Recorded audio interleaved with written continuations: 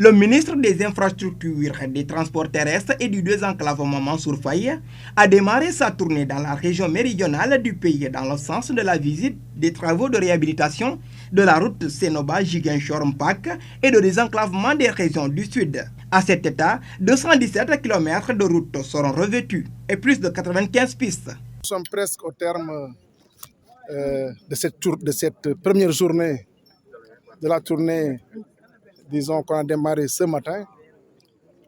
Tournée qui nous a mené de Sénoba jusqu'à Baïla. Et dans sa première phase, nous avons visité l'état d'avancement des travaux de la route Sénoba-Ziguinchor et Sénoba-Mpac, autant pour moi.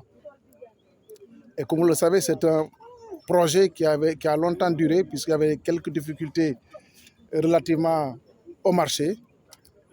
Heureusement, maintenant, tout est rentré en ordre et les travaux ont démarré.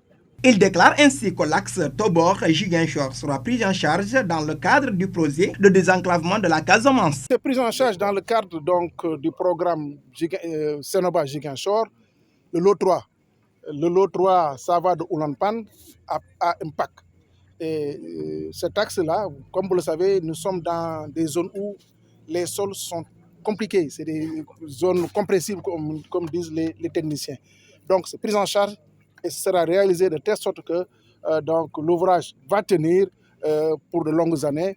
Et vraiment, je rassure les populations dans ce sens-là que l'État, sous instruction du chef de l'État, a pris toutes les dispositions pour que tous ces axes-là soient réalisés. Mansour Faye annonce que la gare des gros porteurs de Ziguinchor-Niaguis sera réalisée dans la commune de Niaguis à cause du manque d'espace pour ce projet dans la capitale du Sud, Ziguinchor. Je souligne que la gare gros porteur de Ziguinchor et Niaguis sera réalisée.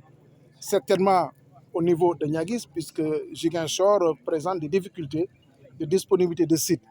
Donc ce sera une gare gros porteur de 3 à 5 hectares. Après cette première phase de cette visite de travail dans le sud du pays, le ministre Mansour Faye va poursuivre la tournée sur les travaux de la réhabilitation dans le Fouladou ce mardi.